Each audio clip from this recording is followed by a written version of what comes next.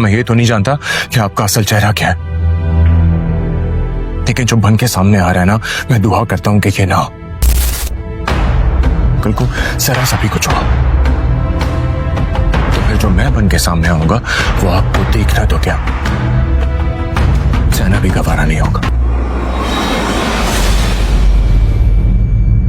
वहीद से कह के दाऊद सेठ के खिलाफ केस लड़ने की उसको बहुत भारी कीमत अदा करनी पड़ेगी।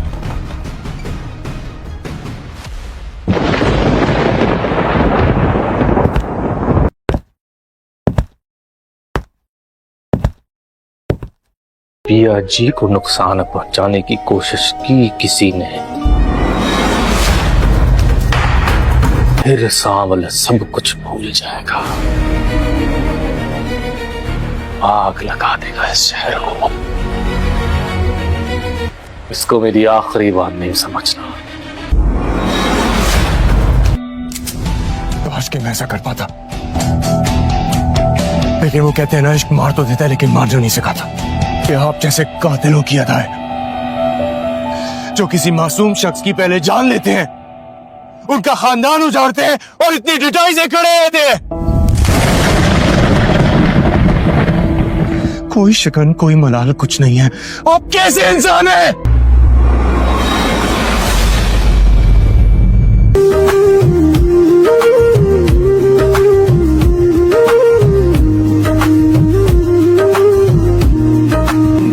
खो चुका है, कुछ गुम सा गया है। आपका और सावल का क्या ताल्लुक है?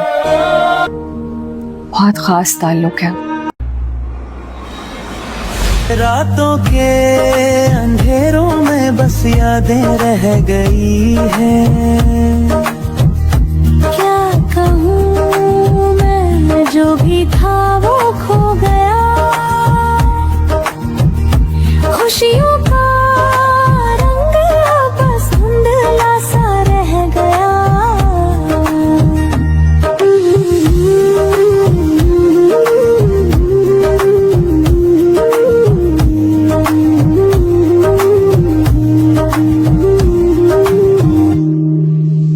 उसे उसकी मंजिल तक पहुंचा कर ही दफन दूंगा, अगर सांसों ने साथ दिया तो।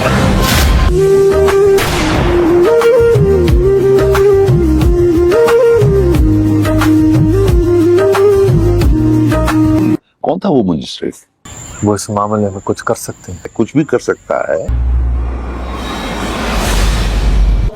शायद कोई और इतना जरूरी है कि तुम्हें उसके लिए मेरे दर पर आना पड़ा। जिस जज्बे से वो तुम्हारी मदद कर रहा है, वो जज्बा कुछ खास लगता है। यही सवाल मैं आपसे पूछ सकती हूँ? टीपू जी, सावल कहाँ है? वो अंदर है, मैं बुला देता हूँ। नहीं, मैं चली जाती हूँ, कोई बात नहीं। सावल,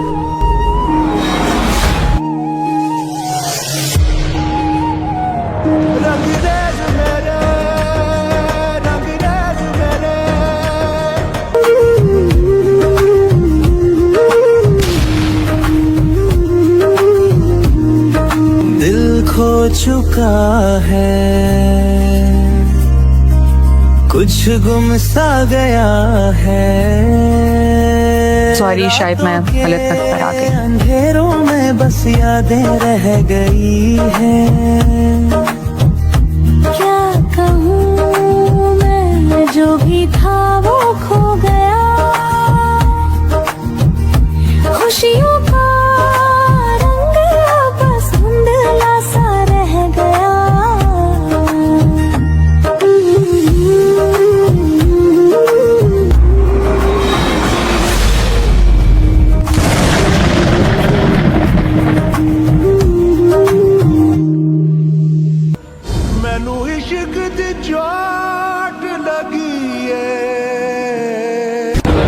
नाजुक दिल दे बंदे सांवल वल वल ना आजमाया कर।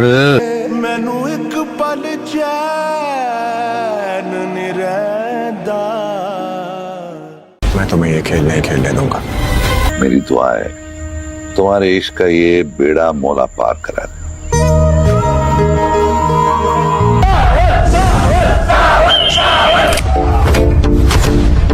अल्लाह को जानती नहीं हो। वो किसी भी हद तक जा सकता है। मुझे नुकसान पहुंचाने के लिए पिया के साथ कुछ भी कर सकता है।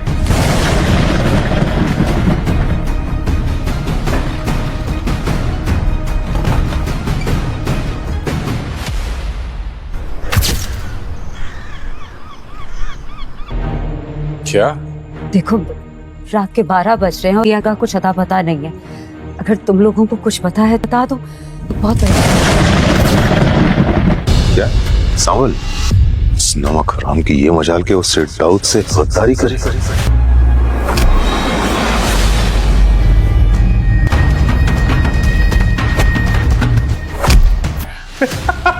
आपकी शराफत का सिक्का यहाँ नहीं चलेगा सलब साहब। इन लोगों से लड़ना है तो इन्हीं की दुनिया का हथियार इस्तेमाल करना पड़ेगा।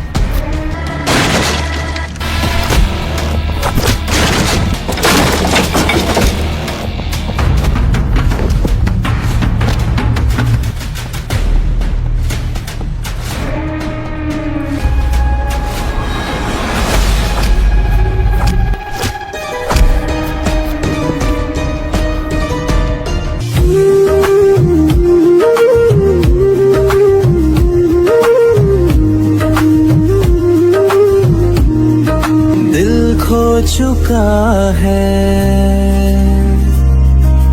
कुछ गुम सा गया है, रातों के अंधेरों में बस यादें रह गई हैं।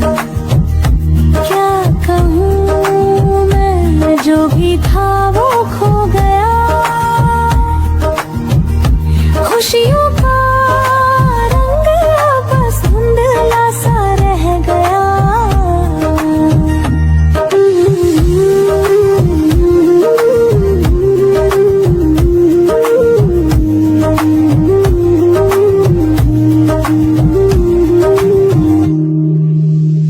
हमारे अलावा मैं शहर में और किसी पे एतबार नहीं कर सकती। मेरे भाग पिया जी कि आपने मुझे इतना काबिल समझा। हक से बोलो, इन लोगों से लड़ना है तो इन्हीं की दुनिया का हथियार इस्तेमाल करना पड़ेगा।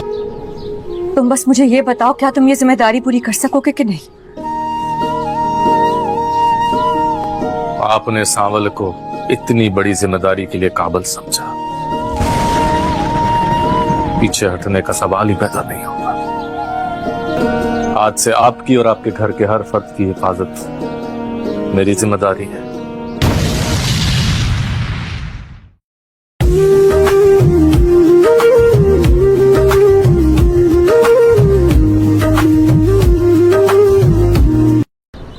मैं चाहती हूँ तुम अपना फर्ज अदा करो।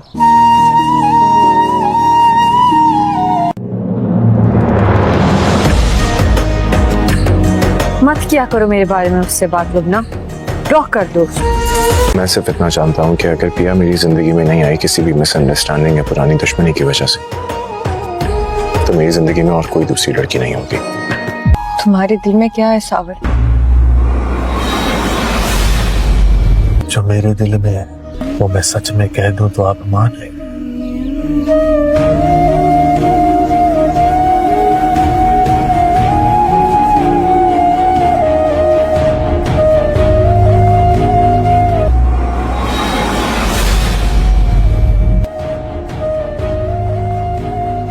मेरी जिंदगी खत्म हो रही है। मैं इतना बहादुर नहीं हूं, मैं बर्दाश्त नहीं कर पाऊंगा। एक रिपोर्ट लिखवानी है। ये तो सेठ से सीधा सीधा दुश्मनी लेने वाली बात है। इतने ताकतवर और खतरनाक इंसान की दुश्मनी तुम क्यों मोल रहे हो? तुम क्यों मुझसे इतनी वफा कर रहे हो?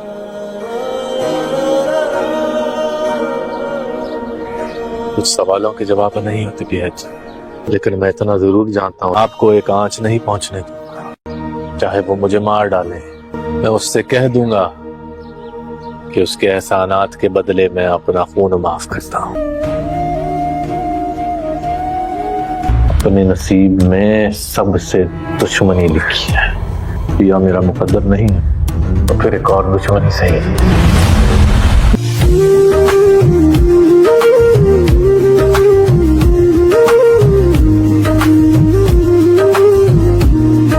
दिल खो चुका है, कुछ गुम सा गया है रातों के अंधेरों में, बस यादें रह गई हैं। क्या कहूँ मैं, जो भी था वो खो गया, खुशियों का रंग बस धुंधला सा रह गया।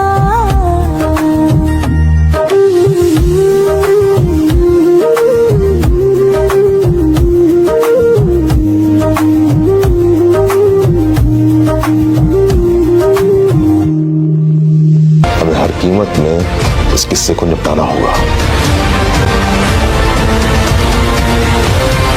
तो ये मामला हमारा है सामड़। लगता है पहले तुम्हारा दिमाग दुरुस्त करना पड़ेगा। कसम से खराब हो गया, अब तो मेरी भी नहीं सुनता आर्डर।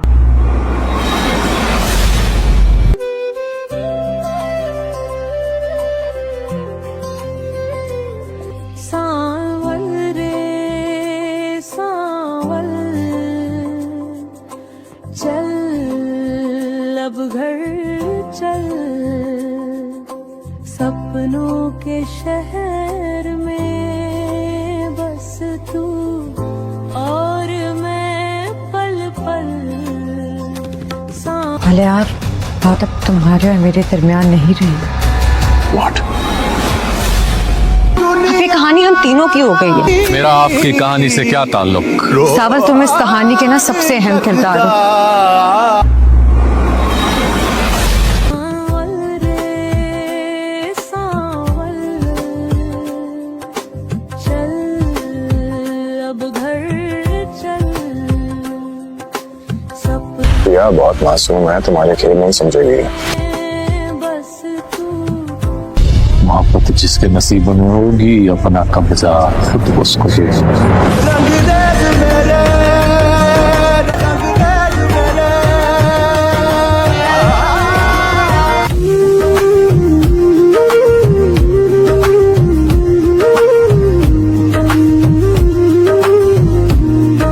दिल खो चुका है, कुछ गुम सा गया है रातों के अंधेरों में, बस यादें रह गई हैं। क्या कहूँ मैं, जो भी था वो खो गया, खुशियों का रंग बस धुंधला सा रह गया।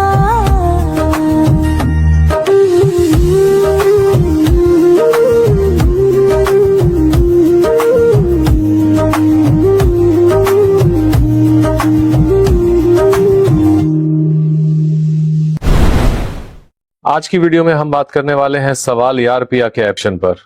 पिछले एपिसोड ने जो सवालात खड़े किए हैं उनके जवाब शायद इस एपिसोड में मिलने वाले हैं, लेकिन क्या मूसा का प्लान कामयाब हो पाएगा या फिर एक और नया ट्विस्ट हम सबको हिलाकर रख देगा? चलिए शुरू करते हैं। पिछले एपिसोड में जो सच अधूरा रह गया था उसका बोझ अब हर किरदार के चेहरे पर नजर आएगा।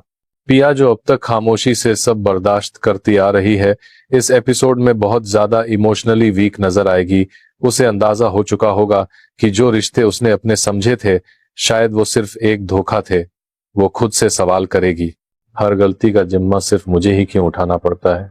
और यहीं से उसके अंदर बदलाव शुरू होता है। अलियार का किरदार इस एपिसोड में दो कश्तियों में सवार नजर आएगा। एक तरफ उसका दिल है जो पिया के साथ है और दूसरी तरफ माँ बाप हैं जो उसे सच से दूर रखना चाहते हैं। देखेंगे कि अलियार अपने फैसलों पर खुद शर्मिंदा होगा। सवाल जो अब पूरी तरह पिया के साथ है और पूरी कोशिश करेगा कि मूसा अपने नापाक इरादों में कामयाब ना हो सके। प्रिडिक्शन के मुताबिक एपिसोड के आखिरी 5 मिनट में एक शॉकिंग ट्विस्ट आने वाला है। पिया ये फैसला कर चुकी है कि अब किसी भी कीमत पर वो मूसा के घर की बहू नहीं बनेगी। शायद मूसा, जिसने जुए के नशे में सिर्फ एक रात में पूरा घर बर्बाद कर दिया था, ये भूल चुका है कि हर जुल्म का एक अंजाम होता है। उसे क्या पता कि अब उसके अपने घर के उजड़ने की बारी आ चुकी है। मुमकिन है कि पिया के न मिलने पर अलियार इस दुनिया से ही चला जाए और फिर मूसा पूरी जिंदगी अपने बेटे की मोहब्बत में तड़पता रहे, बिल्कुल उसी तरह जिस तरह उसने औरों को तड़पाया था। यानी नेक्स्ट एपिसोड सिर्फ स्टोरी को आगे नहीं ले जाएगा बल्कि ड्रामा को नेक्स्ट लेवल पर शिफ्ट कर देगा। सवाल और भी गहरे हो जाएंगे। क्या पिया अपना हक मांगेगी? क्या अली यार सच का सामना कर पाएगा? पिया एंड में किसकी दुल्हन बनेगी? आप क्या सोचते हैं? एपिसोड 29 में क्या होगा? कमेंट्स में अपनी प्रेडिक्शन जरूर शेयर करें। वीडियो पसंद आए तो लाइक करें, चैनल पर नए हो तो सब्सक्राइब करें और बेल आइकन जरूर प्रेस करें। मिलते हैं नेक्स्ट वीडियो में।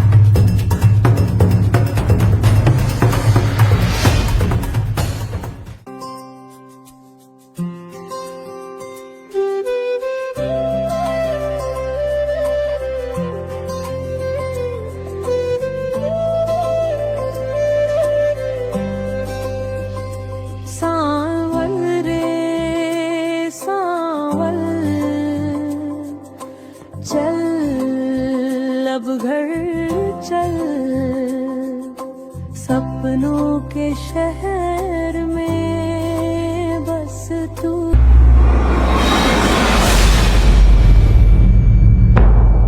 दुकान बंद करने के बाद जब मैं घर के लिए रवाना हुआ तो मुझे महसूस हुआ जैसे कोई मेरे पीछे आ रहा हो।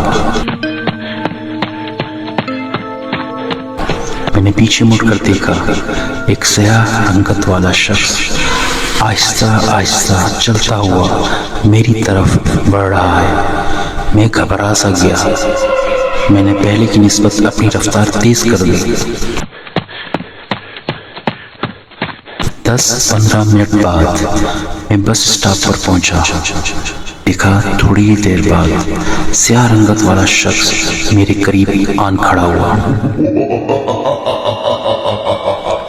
बस नंबर 10 वहां आकर रुकी।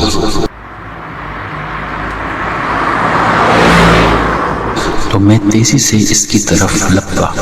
जैसे ही बस की सीट पर बैठा तो मेरे दाएं जाने स्याह रंगत वाला शख्स आकर बैठ गया। मैं सोच में पड़ गया, आखिर ये कौन है और क्यों मेरा ताक़ुब कर रहा है। इसे देखकर मुझे कराहत सी महसूस होने लगी। आखिर ये चाहता क्या है। मैं इन्हीं सोचों में गुम था कि कंडक्टर की आवाज गूंजी, टिकट ले ले। मैंने कंडक्टर को कोई जवाब न दिया और मुसलसल स्याह रंगत वाले शख्स को घूरता रहा। कंडक्टर ने मेरे कंधे पर हाथ रखकर कहा, साहब जी टिकट।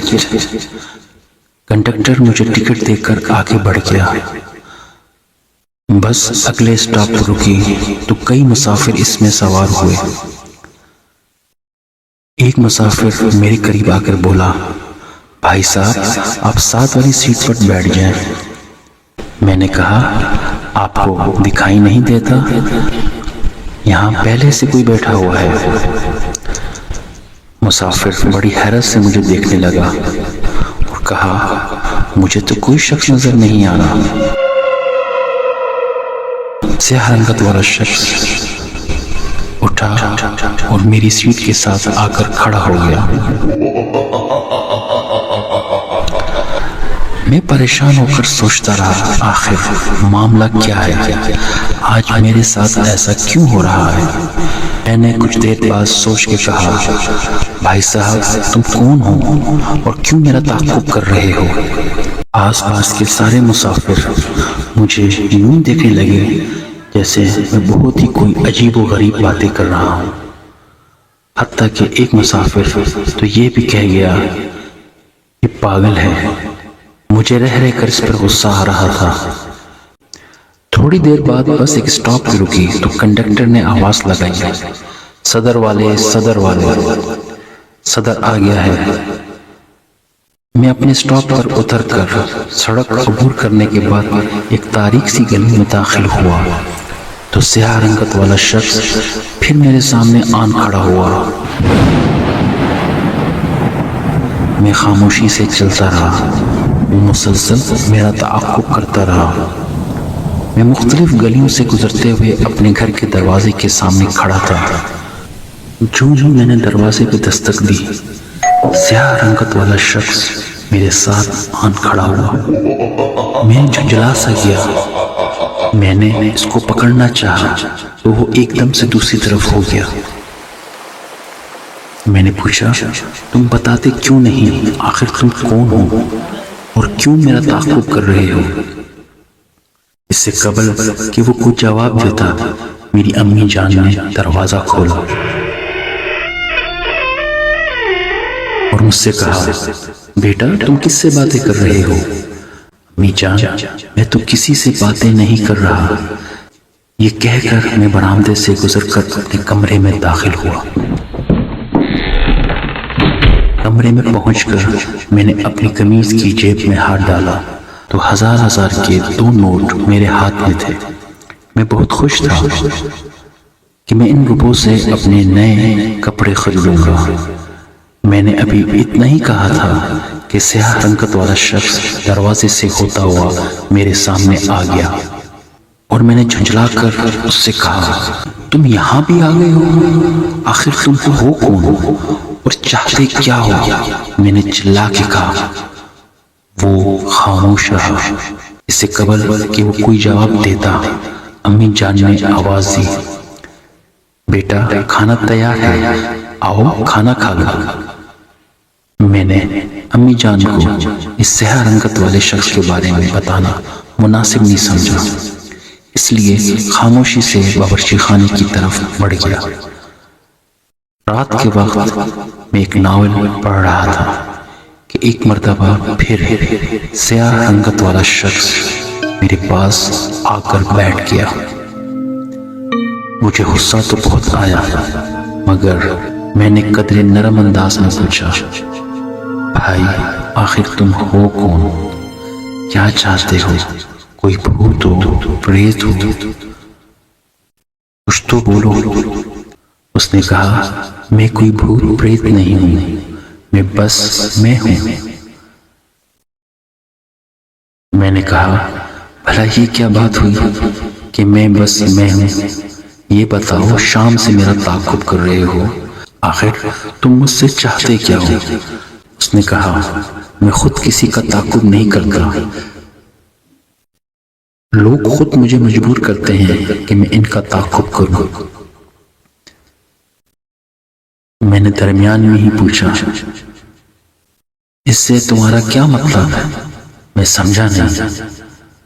उसने कहा, मैंने आज तक पहले तुम्हारा कभी ताक़ुब नहीं किया, तुमने आज मुझे खुद मजबूर किया कि मैं तुम्हारा ताक़ुब करूं। मैंने हैरानगी से पूछा, मैंने तुम्हें किस तरह मजबूर किया है?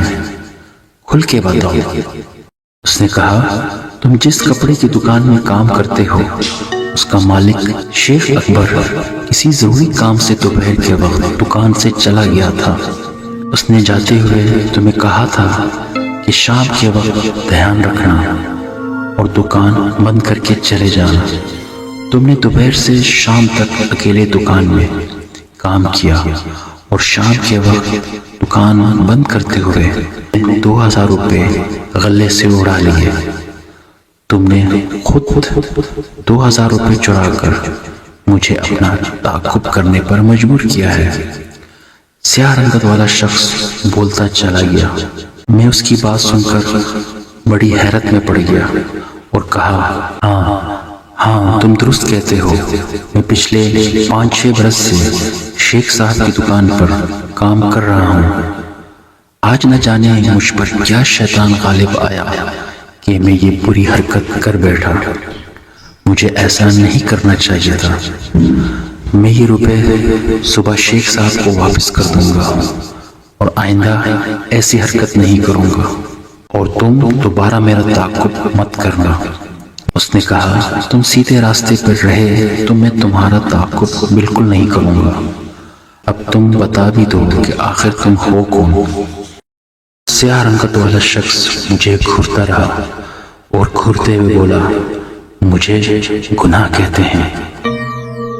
और कहा, जो लोग गुनाह के आदी होते हैं मैं उनका ताक़ुब नहीं करता, लेकिन जो लोग गुनाह के आदी नहीं होते और गलती से गुनाह कर बैठते हैं मैं उनका शिद्दत से ताक़ुब करता हूँ।